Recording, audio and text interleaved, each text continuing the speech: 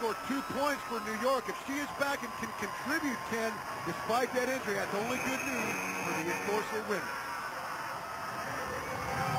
And you've got to wonder if the New York Enforcers could get it together, and they're trying right off as they come out with Shelly Rosell and Heather Gunn, their two best jammers, but yet it is Heather Sunderman that breaks away right off the bat, along with Jamie Conomack, who is leading the field. And Ken Linda apparently has left the building. They're going to take a look at her injury. Watch for Karen Magnuson, usually a blocker for the Enforcers, to do much more jamming today. I'm sorry, what did you say about Elvis? He has left the building. And now down goes Jamie Conomack. It's up to Heather Sunderman and Shelly Rosell. Sunderman, the quicker of the two. Rosell far and away the more physical. Shelly Rosell 5'5", 120. That's what we talked about. And down goes Heather Sunderman. And her sister Brooke Sunderman goes down. Faith Irvin goes down. Janet Abraham, Shelly Rosell goes by. The whole field picks up 3 New York Enforcer points. Very quickly, New York right back in this one, trailing by 1. Thank you very much. and I don't know if Elvis is a New York Enforcer fan, but if he was, he sure has to appreciate those 3 big points for the Enforcer women, Ken. You know, it's very interesting, Hog. You can see that the Enforcers just don't seem to have the intensity we're used to seeing out of this New York club. Well, and we're going to see a lot more action, it looks like, from Brooke Sunderman for the Quakes as Amy Craig goes down at the head to Heather Gunn. And Heather Gunn trying to play the crowd, still doing that. I tell you, with a bad hamstring, she could concentrate on her skating, because very quickly Amy Craig catches right up to Heather Gunn. Gunn trying to take a page out of the showgirls of the Nevada Hot Dice. Craig spins around again. I don't know what Heather Gunn is thinking. She's playing to the crowd far more so than trying to score. And this time, Amy Craig returns the favor. The two battle it out. Bulldog after Bulldog. George Corbin has had enough. He calls off the jam. And that looked like some of the historic fights between Muhammad Ali and Joe Frazier.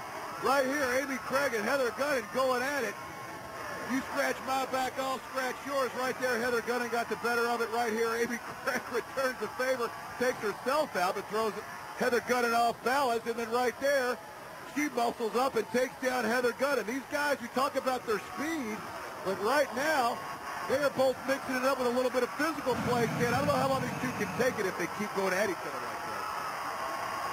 You know, how Sean Corbin and his both Gunn and Amy Craig to the penalty box for 1 jam deep. That's why we're skating 4. You know, Mark D'Amato's been very vociferous in his comments about Jerry Seltzer. You wonder if the commissioner may have talked to the referees and said keep a short leash on the enforcers. Well, I don't know what vociferous means, Ken, but I tell you, this does not play well into the plans of the enforcers.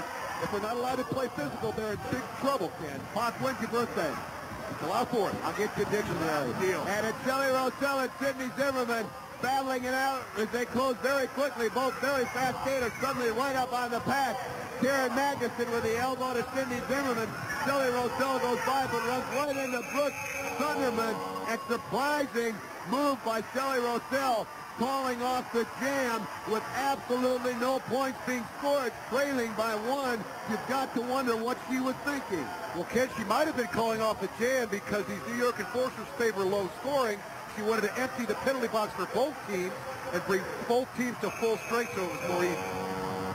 You know, Hawk, we've been a little remiss. We really haven't commented on it, but I think the commissioner's decision to put our referees on skate has really helped them keep an eye on the entire track, and it certainly is paying off as we've got Karen Magnuson coming out with Stacy Blitz. Interesting. Blitz sends her down, almost lost her balance. Good job by Malibu Stacy, keeping her balance, coming around on the path. Well, I said when Linda leaves her out, Karen Magnuson was going to have to put a jammer helmet on, and she has one on right now, Ken. And now Stacy Blitz closing on Janet Abraham. Faith Urban, a nice block, gave it up, but slowed Janet Abraham down just enough for Stacy Blitz to go around. Blitz picked up 3 points before she was forced on the infield, which automatically negated any further. But 3 points right there from Malibu Stacy, as in comes Karen Magnuson. And Karen Magnuson and Stacy Blitz, two of the stalwart physical specimens here in the World Skating League. While they mix it up, let's go to RollerJam.